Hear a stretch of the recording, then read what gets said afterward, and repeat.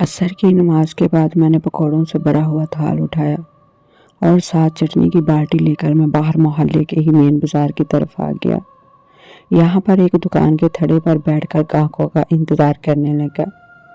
ابھی کیونکہ افطاری میں کچھ وقت تھا، اس لیے ابھی کوئی گاہک تو نہیں آیا تھا۔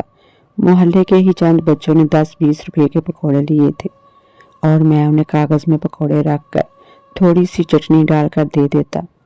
آج کل کیونکہ رمضان تھا، اسی وجہ سے میرے پکوڑے بک جایا کرتے تھے، لیکن رمضان کے ختم ہوتے ہی پھر مجھے اس بات کی ٹینشن تھی کہ میں کیا کروں گا، کیونکہ روزانہ اتنی مقدار میں پکوڑے بیچنا میرے لیے ممکن نہیں تھا۔ گاہک ہی نہیں آتے تھے، اور پھر جو آتے تھے وہ بھی چند ایک ہی آتے تھے، جس کے ساتھ گھر کا خرچہ چلانا بہت مشکل تھا۔ گھر کا خرچہ چلانا تو دور کی بات تھی، اس سے تو پکوڑوں کا اپنا خرچہ پورا نہیں ہوتا تھا۔ یہی وجہ تھی کہ رمضان میں یہ کام کرنے کے بعد اب میں سوچ رہا تھا کہ رمضان کے بعد کیا کروں گا، کیونکہ میرے گھر کے حالات تو مجھے اس طرح فارغ بیٹھنے کی اجازت نہیں دیتے تھے۔ حالانکہ میری اپنی عمر ہی کیا تھی، صرف 14 برس، اور میں اپنے گھر کی فکر و غم میں مبتلا تھا۔ مجھے اپنے گھر کے خرچے کی فکر تھی۔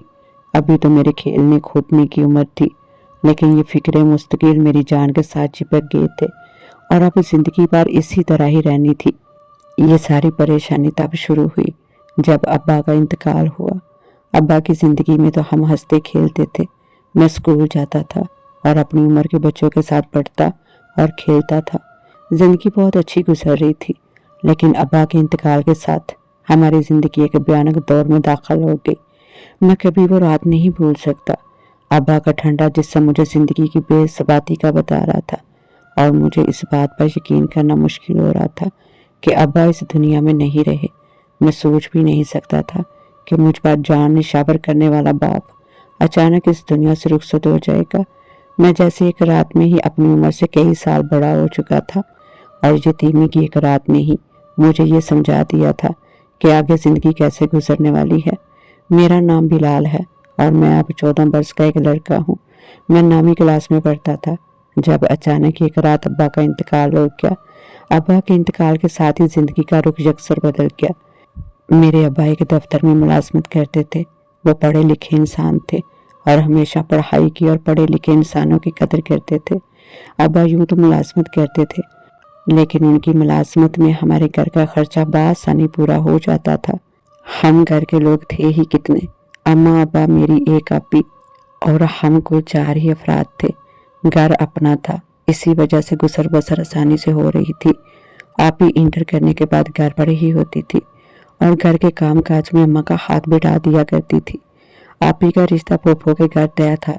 پھوپھو کے بیٹے کے ساتھ اس کی منگنی ہو چکی تھی اور جلد اس کی شادی متوقع تھی۔ ابا کا خیال تھا کہ آپی ابھی 20 کی ہو جائے اور پھوپھو کا بیٹا کسی کام پر لگ جائے تو پھر ہی شادی کریں گے۔ یہی وجہ تھی کہ آج کل آپی کی شادی کی تیاریاں گھر پر چل رہی تھی اور میں 9ویں کے امتحانوں کی تیاریاں کر رہا تھا۔ لیکن اچانک ابا کے انتقال نے ہماری زندگی کا رخ ہی بدل دیا۔ ابا ایک رات سوئے اور نیند میں ہی اللہ کو پیارے ہو گئے، اور رات کے نہ جانے کس پہر انہیں ہارٹ اٹیک آیا اور وہ اس دنیا سے رخصت ہو گئے۔ میری چیخیں، آپی کا روتا ہوا وجود اور اماں کی سسکیاں لیتی ہوئی آواز بھی ابا کو واپس نہ لا سکی۔ کچھ وہ اس دنیا کے مسافر بن چکے تھے، انہیں اب کوئی بھی چیز واپس نہ لا سکتی تھی۔ ابا کے انتقال کے ساتھ ہی آمدنی کا ذریعہ چھن چکا تھا۔ ابا کے دفتر سے بامشکل 1 مہینے کی تنخواہ ملتی تھی، جس کے ساتھ ہمارا پورا مہینہ تو سکون کے ساتھ گزر گیا۔ لیکن اب گھر کے اخراجات منہ کھولے کھڑے تھے اور اماں کو فکر کے مارے ساری رات نیند نہیں آتی تھی۔ ایک تو ابا کے بچھڑنے کا غم اور اوپر سے گھر کے حالات کی فکر، ان سب کی انہیں شدید ٹینشن تھی، اور اس کے علاوہ رشتہ داروں کا رویہ بھی اماں کو توڑ دینے کے لیے کافی تھا۔ ابا کے انتقال کے بعد کسی نے پلٹ کر بھی خبر نہیں لی کہ ہم کس حال میں جی رہے ہیں۔ یہاں تک کہ جس پھوپھو کے ساتھ ابا نے رشتہ داری کی تھی، جن کے بیٹے کے ساتھ آپی کی شادی طے تھی، وہ تک ہم سے منہ موڑ گئی تھی۔ شاید انہیں اب کسی باری جہیز کی امید نہیں رہی تھی، اسی وجہ سے وہ اب ہمارے گھر کا راستہ بھول گئے تھے۔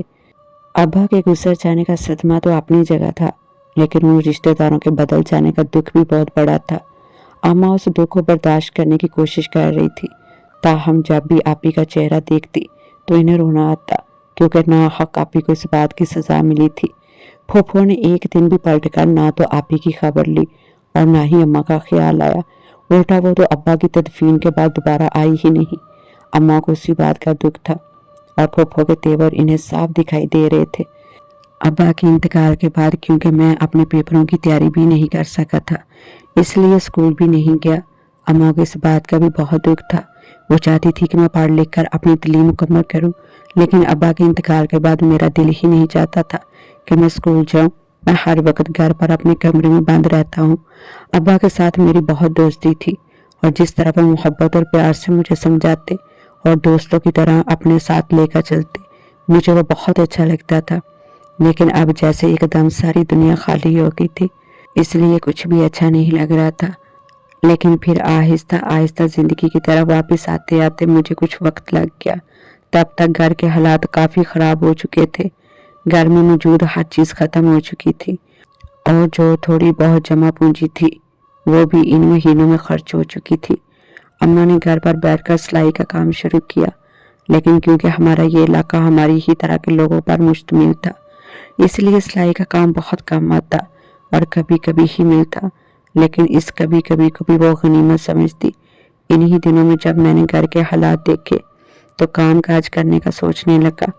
अम्मा से इस बारे में बात की तो वो रोने लगी और कहने लगी, तुम अभी काम की तरफ तवज्जो मत दो, घर का गुजारा हो ही जाएगा, तुम अभी सिर्फ अपनी पढ़ाई पर ध्यान दो। लेकिन मैं अम्मा से कहने लगा, आखिर घर का गुजारा कैसे होगा? कौन यहाँ पर हमें सौदा सलाह पहुँचाएगा? कोई नहीं ख्याल करेगा। रिश्तेदारों के रवैये तो आपने अब्बा के इंतकाल के बाद ही देख लिए हैं, लेकिन जो फूफो कर रही हैं तो वो सबसे ज़्यादा अजीब है।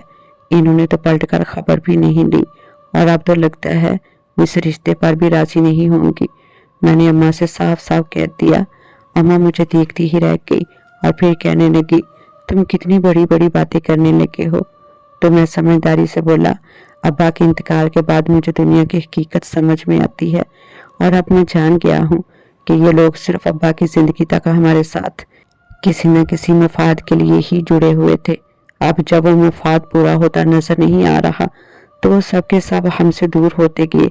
मैंने अम्मा को साफ साफ कह दिया तो वो खामोश हो गई और कहने लगी, मुझे खुद तेरी फूफो के रवैये ने तोड़ डाला।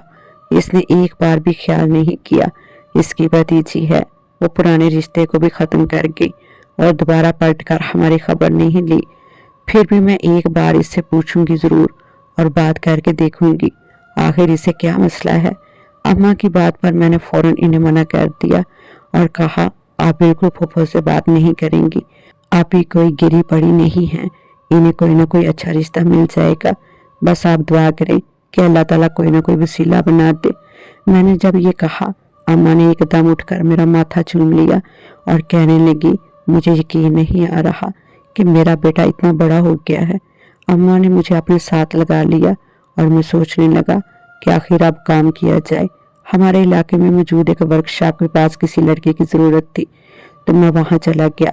मुझे काम तो नहीं आता था, लेकिन फिर भी मैंने किस्मत आजमाने का सोचा। उन्होंने मुझे एक हफ्ते के लिए काम पे रख लिया और कहने लगे, अगर इस दौरान तुम्हारे काम सीखने की स्पीड अच्छी हुई तो फिर हम तुम्हें यहाँ पर रख लेंगे और 3 महीने के बाद तनख्वाह देनी शुरू करेंगे। मैंने हामी भर ली और इनके पास काम सीखने लगा। लेकिन मैं जब शाम को घर जाता तो अम्मा और आपी मुझे इस हाल में देखकर रोने लगती। मेरे कपड़ों के ऊपर ग्रीस और ऑयल के दाग लगे हुए देखती।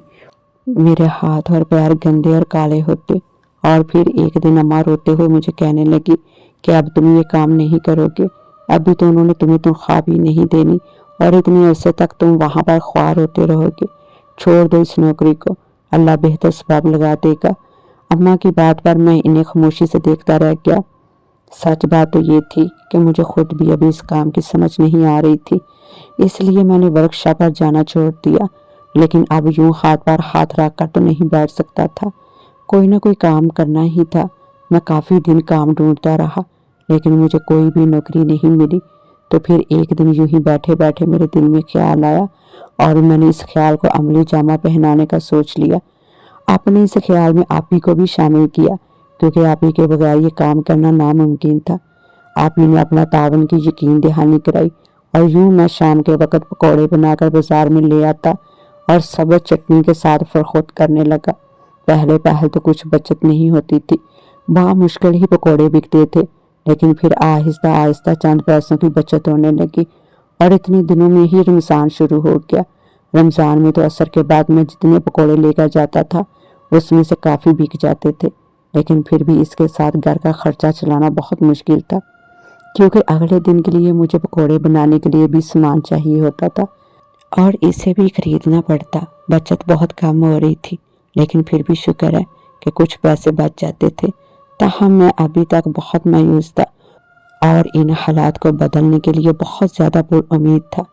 इसी तरह मैं अफ्तारी से ज़रा पहले जब अपना थाल उठाकर घर वापस आने लगा तो अभी मेरे थाल में काफ़ी पकौड़े पड़े हुए थे और मैं आज बहुत ज़्यादा मायूस था, क्योंकि मुझे आज बहुत कम बचत हुई थी।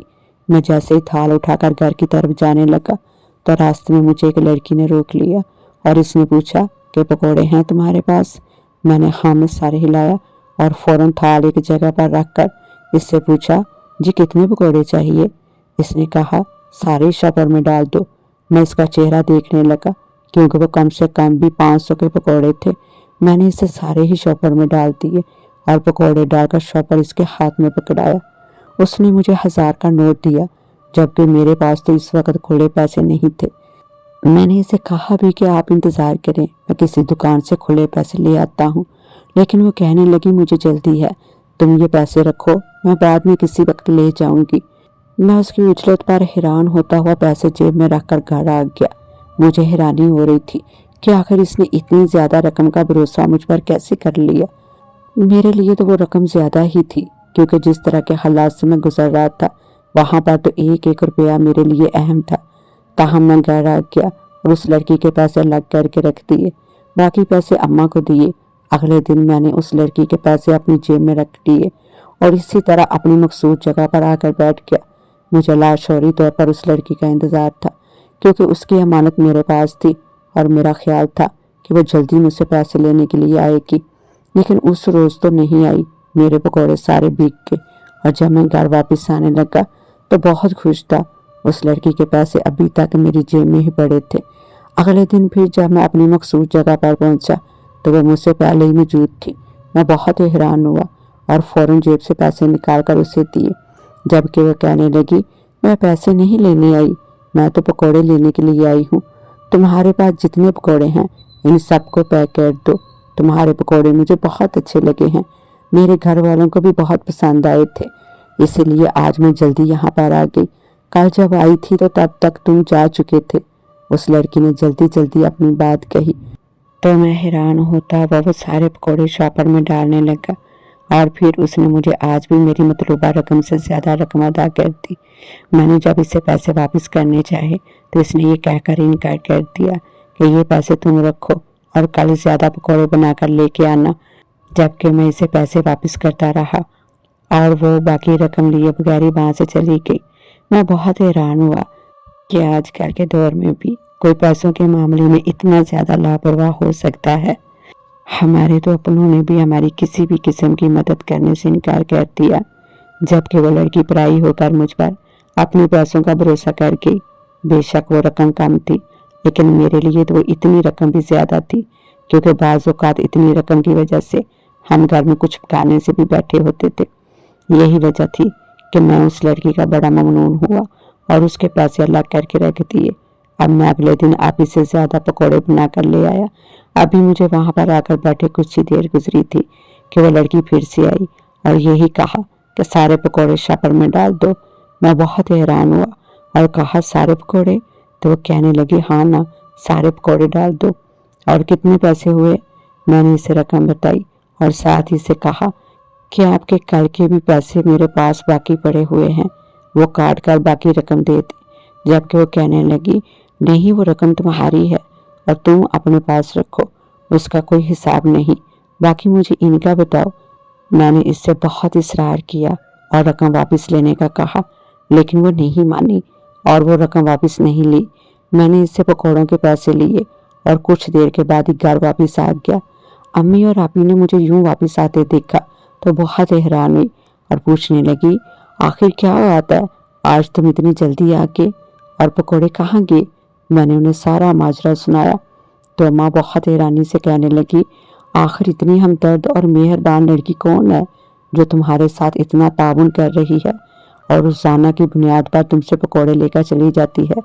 میں نے لا علمی سے کندھے اچکا دیے اور یہی کہا کہ مجھے تو معلوم نہیں وہ کون ہے، لیکن جو بھی ہے میرے لیے تو رحمت کا فرشتہ ہی ثابت ہوئی ہے۔ میں نے اماں سے کہا تو وہ بھی سار ہلانے لگی اور کہنے لگی بے شک ایسا ہی ہے۔ میں ذہنی طور پر بہت مطمئن تھا کیونکہ 3-4 دن سے اس لڑکی کی وجہ سے میرے پکوڑوں کی خوب اچھی فرخوت ہو رہی تھی۔ اب روز ہی ایسا ہونے لگا، میں جب پکوڑے بنا کر لے کے جاتا تو لڑکی کچھ دیر کے بعد ہی آ جاتی اور سارے پکوڑے لے جاتی۔ میں جتنے بھی پکوڑے بنا کر لے کے جاتا وہ سب کے سب لے جاتی۔ میں بہت حیران ہوتا آخر وہ اتنے پکوڑوں کا کیا کرتی ہے؟ باقی اس کا کتنا بڑا خاندان ہے جو وہ سب کو پکوڑے کھلاتی ہے۔ کوئی اور گاہک تو اب قریب بھی نہیں آتا تھا، وہ لڑکی ہی سارے پکوڑے لے جاتی۔ اور ایک دن میں نے حیرانی سے اسے پوچھ ہی لیا اور کہا آپ روزانہ اتنے پکوڑے لے کر جاتی ہیں اور پھر آپ ان کا کیا کرتی ہیں؟ میری بات سن کر وہ مسکراتی اور کہنے لگی دراصل میرے گھر والوں کو تمہارے پکوڑے بہت پسند آئے ہیں، وہی وجہ ہے کہ اب وہ افطاری میں یہی پکوڑے مانگتے ہیں۔ اب جس دن نہیں ملیں گے تو وہ غصہ کریں گے، اسی لیے میں روز آ کر یہ سارے پکوڑے لے جاتی ہوں۔ اس نے ذرا تفصیل سے کہا تو میں حیران ہو کر رہ گیا، تاہم میرا کام تو چل رہا تھا اس لیے میں نے بحث نہیں کی اور اسے سارے پکوڑے شاپر میں ڈال دیے۔ لیکن آج پکوڑے پکڑ کر وہ وہاں سے گئی نہیں، بلکہ مجھے کہنے لگی کہ تمہیں یہاں پر کسی درزن کا معلوم ہے جو کپڑے وغیرہ سلائی کرتی ہو؟ مجھے کچھ کپڑے سلائی کروانے ہیں لیکن کوئی اچھی درزن نہیں مل رہی۔ اس نے پوچھا تو میں نے فوراً ہاں میں سر ہلا دیا اور کہا جی ہاں میری امی کپڑے سلائی کرتی ہیں، اگر آپ ایک دفعہ ایک سوٹ سلائی کروا کر دیکھ لیں تو آپ کو اندازہ ہو جائے گا، اور وہ پیسے بھی کافی معقول لیتی ہیں۔ میں نے اس لڑکی سے کہا تو وہ کہنے لگی نہیں پیسوں کا مجھے کوئی مسئلہ نہیں ہے، تمہاری امی کی محنت کی جو اجرت بنے گی میں وہ انہیں ضرور دوں گی، بس سلائی اچھی اور معیاری ہونی چاہیے۔ تم ایسا کرنا میں کل آؤں گی تو مجھے اپنے گھر لے جانا، میں تمہاری امی سے مل کر انہیں کچھ کپڑے سلائی کے لیے دے دوں گی۔ اس لڑکی نے خود ہی سارا پروگرام سیٹ کر لیا تو میں نے بھی سر ہلا دیا اور کہا ٹھیک ہے کل میں آپ کو یہیں پر ملوں گا تو آپ کو لے جاؤں گا۔ میں نے اسے کہا تو وہ سر ہلاتی ہوئی پیسے ادا کر کے چلی گئی۔ آج بھی اس دن پہلے کی نسبت زیادہ پیسے دیے تھے، مجھے بھی جیسے اب اس کی بات کی عادت ہوتی جا رہی تھی کیونکہ وہ ہمیشہ مجھے زیادہ رقم ہی ادا کر کے جاتی تھی۔ اگلے دن میں پکوڑے تو نہیں بنا کر لے گیا کیونکہ مجھے پتا تھا سارے پکوڑے تو وہی خرید لے گی، اس لیے میں نے اپی سے گھر پر پکوڑے بنانے کا کہا اور خالی ہاتھ ہی بازار چلا آیا اور اس لڑکی کا انتظار کرنے لگا۔ کچھ ہی دیر بعد وہ آ گئی اور جب مجھے خالی ہاتھ وہاں بیٹھے دیکھا تو پوچھنے لگی کیا ہوا تم آج پکوڑے نہیں لے کر آئے؟ تو میں نے نفی میں سر ہلا دیا اور کہا آج اپنے گھر جانا ہے نا، اسی لیے سوچا گھر سے ہی گرم گرم پیک کر دوں گا، آئیے میں آپ کو گھر لے چلتا ہوں۔ میں نے اس لڑکی کو اپنے ساتھ لیا اور گھر آ گیا اور راستے میں وہ مجھ سے ادھر ادھر کی باتیں کرتی رہی اور میں اسے مختصر جواب دیتا رہا۔ میں جیسے گھر پہنچا اماں اور آپی سے اس لڑکی کا تعارف کروایا۔ اس لڑکی نے اپنا نام افشاں بتایا تھا۔ آپی بھی اسے بڑی خوش دلی سے ملی اور وہ بھی آپی کے ساتھ بہت محبت اور پیار سے ملی۔ اماں نے اسے اپنی سلائی کے کچھ نمونے دکھائے جو کہ اسے بہت پسند آئے۔ وہ اماں کو کافی سارے کپڑے سلائی کرنے کے لیے دے گئی۔ اماں بہت حیران ہوئی اور خوش بھی کہ گھر بیٹھے ہوئے اتنا کام مل گیا اور اللہ کا شکر ادا کیا۔ آپی کے ساتھ کافی دیر گپ شپ کرنے کے بعد وہ پھر چلی گئی۔ میں نے اسے پکوڑے پیک کر دیے تھے، وہ ان کی رقم اسی وقت ادا کر گئی۔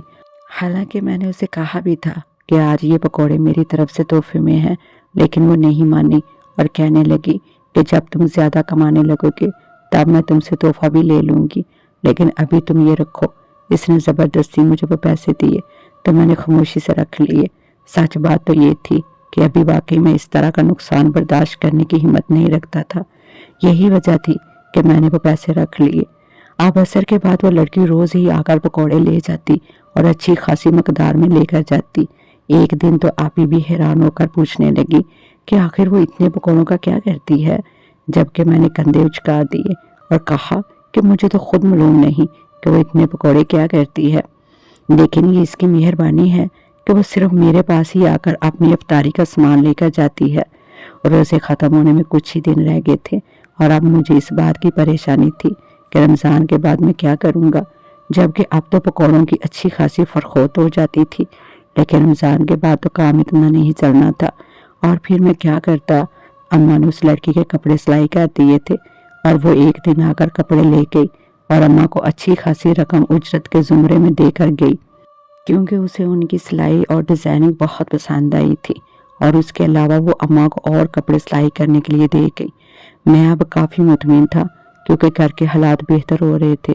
اماں نے اس کے باقی کپڑے بھی 2 دن میں سلائی کر دیے اور مجھے کہنے لگی کہ تم اس لڑکی کے گھر دے آؤ، شاید اسے کپڑوں کی ضرورت ہو، لیکن میں نے اماں سے کہا کہ اماں مجھے تو اس کے گھر کا معلوم ہی نہیں، نہ جانے وہ کہاں رہتی ہے، میں نے تو آج تک اس سے اس بارے میں پوچھا ہی نہیں۔ میری بات سن کر اماں حیران رہ گئی اور کہنے لگی ایسا کیسے ہو سکتا ہے کہ تمہیں اس کے بارے میں معلوم ہی نہ ہو، جبکہ میں نے اماں سے کہا کہ میں بالکل سچ کہہ رہا ہوں، مجھے واقعی اس کے گھر کا نہیں معلوم، لیکن اب وہ آئے گی تو میں اس سے ضرور پوچھ لوں گا۔ میں نے اماں سے کہا اور اس کا انتظار کرنے لگا۔ وہ جیسے ہی شام کو آئی تو میں نے اس سے پوچھا کہ آج تک میں نے آپ سے آپ کے گھر کا نہیں پوچھا، اگر کبھی کپڑے جلدی سلائی ہو جائیں تو میں آپ کے گھر پکڑا جایا کروں گا، آپ مجھے اپنے گھر کا پتہ دے دیں۔ میں نے اس لڑکی سے کہا تو وہ خاموش سی ہو گئی اور کہنے لگی میرا گھر یہاں پر نہیں ہے، میں بہت دور سے آتی ہوں۔ اس کی بات سن کر میں حیران رہ گیا اور کہنے لگا آپ کہاں سے آتی ہیں اور کیسے اتنی دور کا سفر روز کرتی ہیں؟ میں نے حیرانی سے اسے سوال کیا تو وہ کہنے لگی میں اس سے بھی زیادہ سفر روز کر سکتی ہوں، دراصل تم نہیں جانتے، میں ایک جن آتی ہوں اور جنات کی دنیا سے آتی ہوں، وہ سارے پکوڑے میں وہیں پر لے کر جاتی ہوں، وہاں پر جنات میں تمہارے پکوڑے بہت پسند کیے جاتے ہیں۔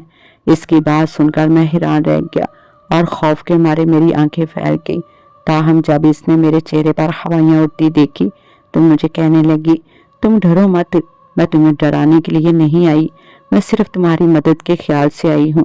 میں جانتی ہوں تمہارے گھر کے حالات بہت خراب تھے، تمہارے ابا کے انتقال کے بعد جس طرح تمہارے رشتہ داروں نے تم سے منہ موڑ لیا وہ سب میں جانتی ہوں۔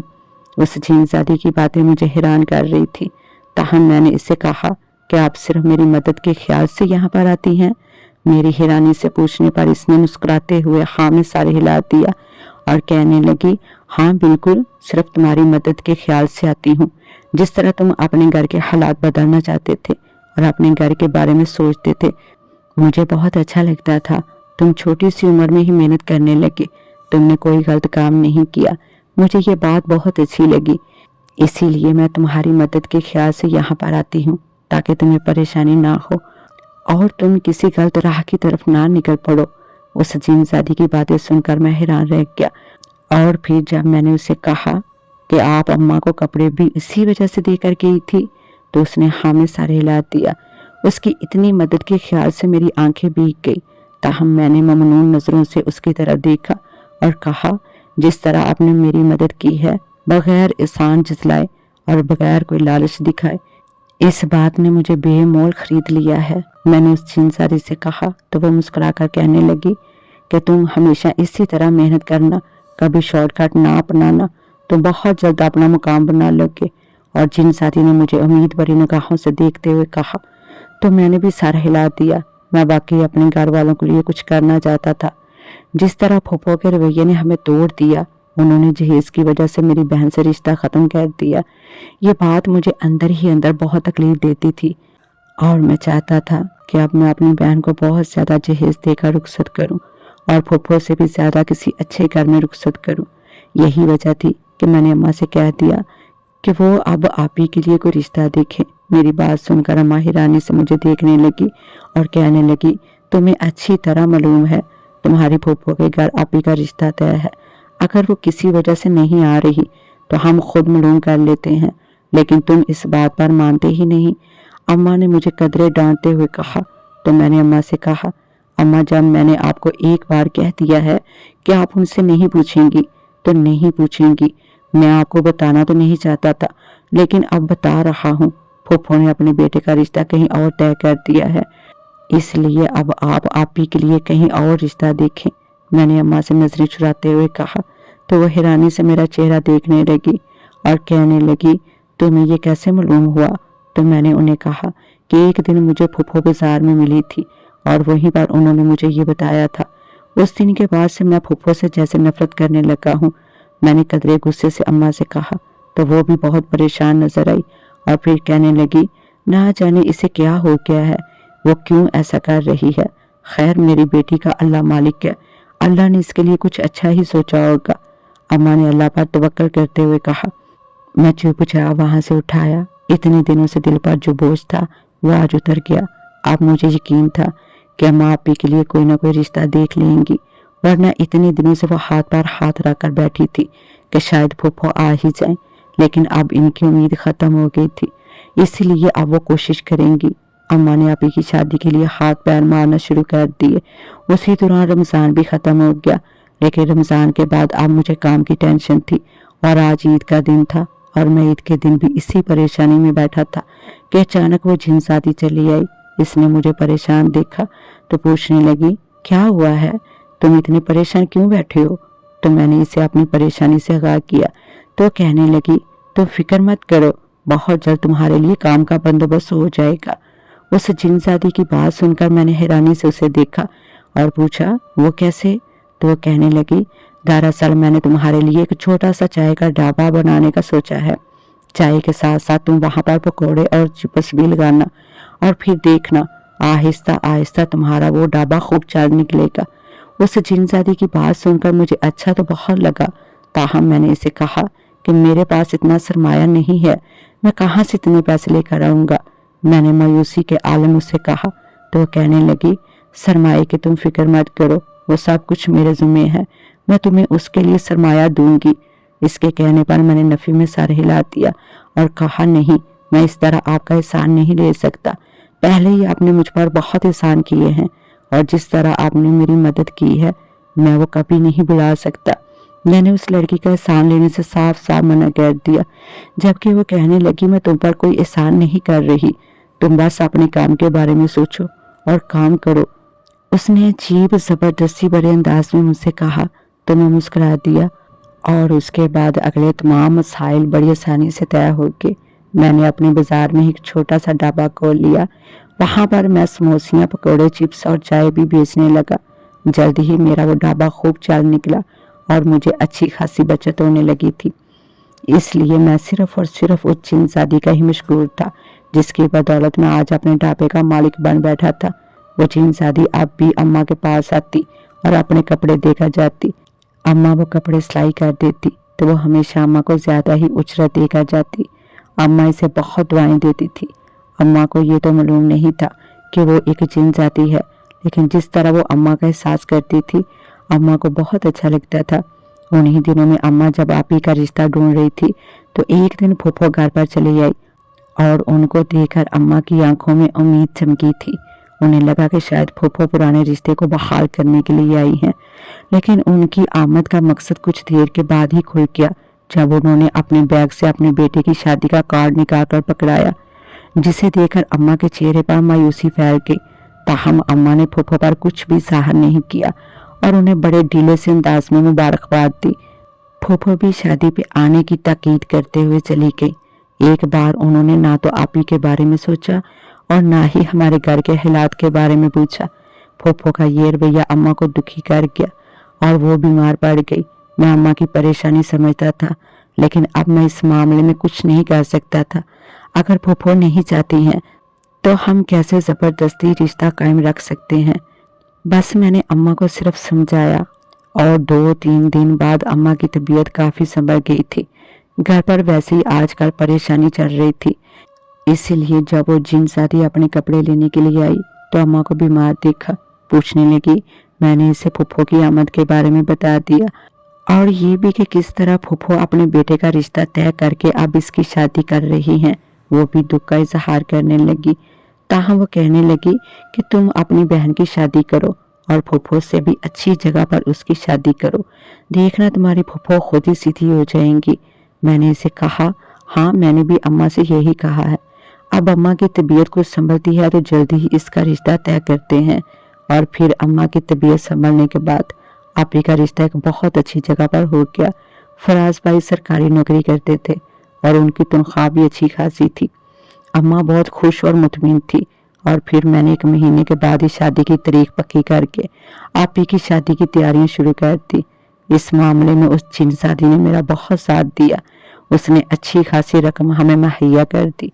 जब अम्मा को मैंने उस रकम के बारे में बताया तो वह बहुत हैरान हुई और फिर परेशानी से कहने लगी कि हम आखिर उस लड़की से इतनी बड़ी रकम कैसे ले सकते हैं। वह लड़की हमारे साथ ताउन कर रही है लेकिन हम इतनी बड़ी रकम नहीं ले सकते। अम्मा ने रकम लेने से मना कर दिया।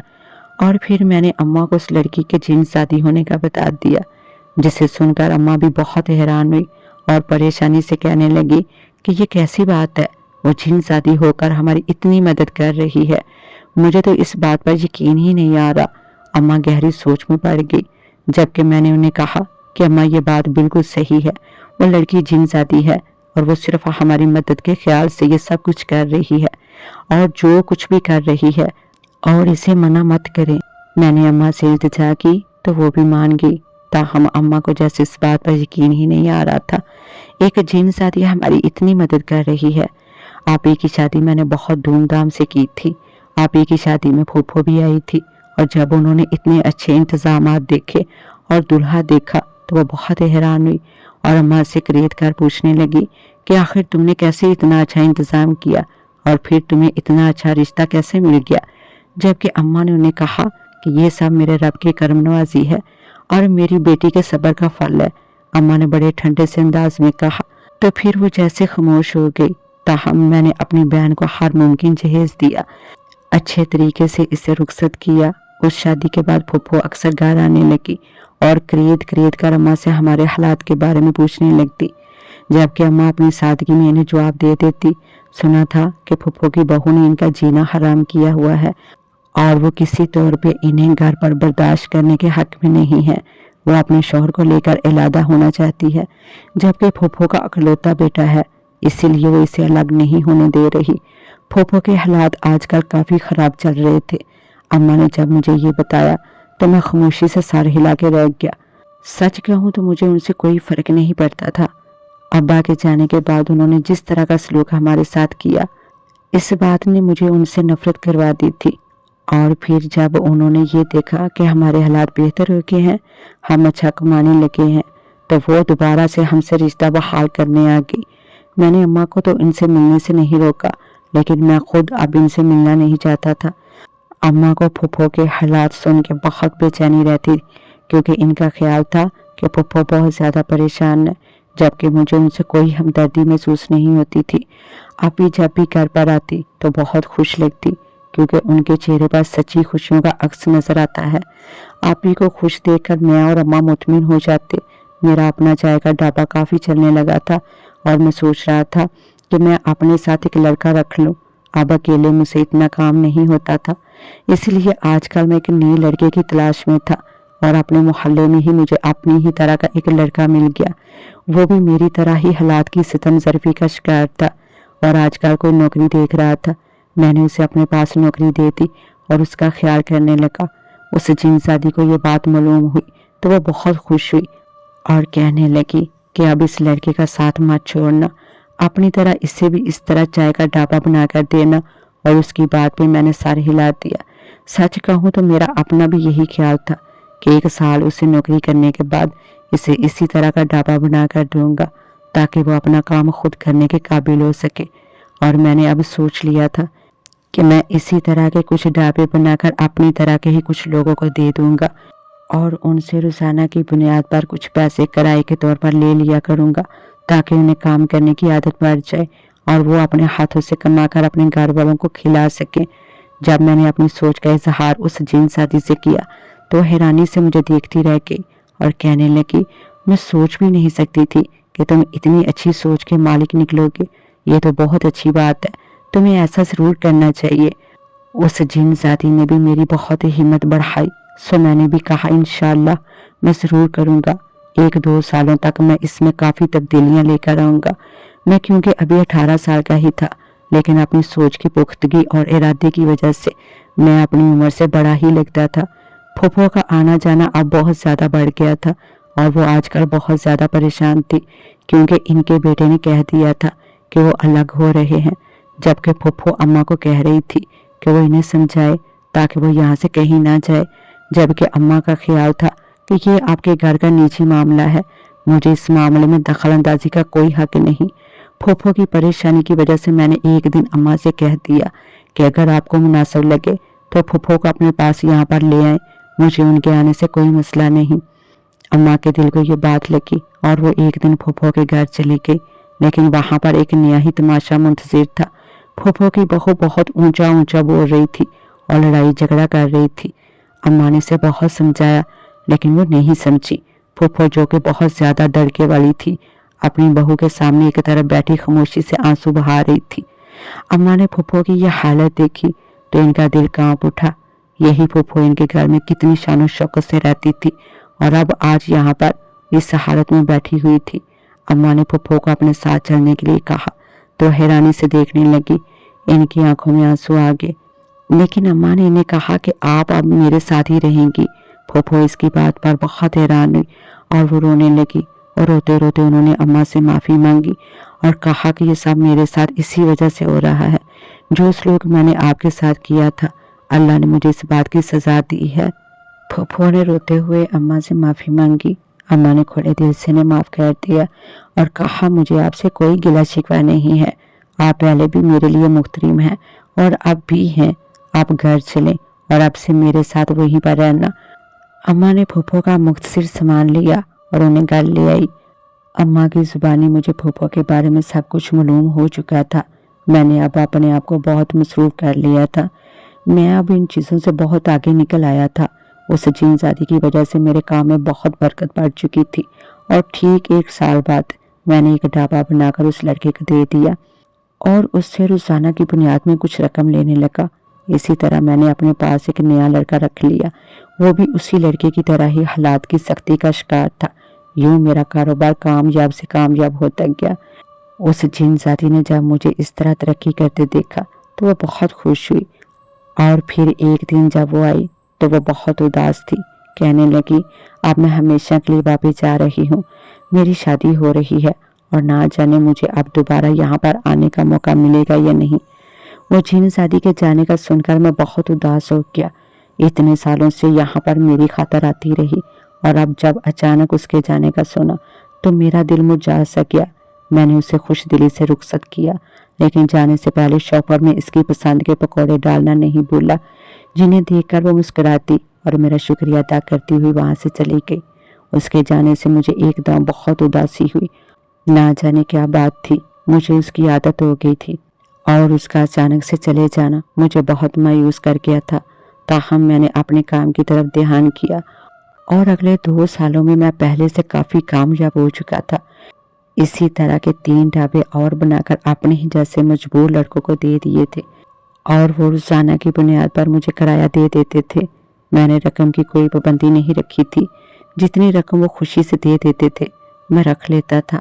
میری زندگی میں اب بہت سکون آ گیا تھا، میں آپ ہی کی طرف سے بھی مطمئن تھا اور گھر کی طرف سے بھی بہت اطمینان حاصل ہو گیا تھا۔ کام کاج کی طرف بھی اچھی برکت بڑھ گئی تھی، اور اب اماں میری شادی کے پیچھے پڑ چکی تھی، کیونکہ انہیں گھر کی تنہائی کاٹنے لگتی تھی، اور ان کا خیال تھا کہ اب تمہاری شادی ہو جانی چاہیے تاکہ تم بھی اپنے گھر والے ہو سکو اور اپنی ذمہ داری اٹھا سکو۔ میں نے اماں کی خوشی کے آگے سر جھکا دیا، اور آج میری شادی ہو رہی ہے۔ میں دلہا بنا آئینے میں کھڑا خود کو دیکھ رہا تھا کہ اچانک مجھے اپنے پیچھے کسی کی موجودگی کا احساس ہوا، تو میں نے پلٹ کر دیکھا، اور یہ دیکھ کر میں حیران رہ گیا کہ وہاں پر وہی جن زادی کھڑی تھی۔ اسے دیکھ کر میں بہت خوش ہوا۔ اس کا یوں اچانک چلے جانا میرے لیے کسی بڑی نعمت سے کم نہیں تھا، اور میں نے اپنی خوشی کا اظہار اس کے سامنے کیا تو وہ کہنے لگی مجھے معلوم ہوا ہے کہ تمہاری شادی ہو رہی ہے، اسی لیے میں یہاں پر چلی آئی اور تمہارے لیے کچھ تحفہ لے کر آئی ہوں۔ اس کے ہاتھ میں ایک چھوٹی سی ڈبیا پکڑی ہوئی تھی۔ جبکہ میں نے اس تحفے کو نظر انداز کرتے ہوئے اسے کہا کہ تمہارا آنا ہی میرے لیے سب سے بڑا تحفہ ہے۔ تم یہاں پر آ گئی ہو، مجھے بہت زیادہ خوشی ہو رہی ہے کہ میں الفاظ میں بیان نہیں کر سکتا۔ میں نے اسے جنزات سے کہا تو وہ دھیمے سے مسکرا دی اور کہنے لگی، مجھے تو آنا ہی تھا نا، اور یہ لو اپنا تحفہ، یہ تمہارے لیے نہیں، تمہاری بیوی کے لیے ہے۔ محبت سے اسے دے دینا۔ اس نے وہ ڈبیا میری طرف بڑھائی اور مجھے خوش رہنے کی دعائیں دیتی وہاں سے چلی گئی۔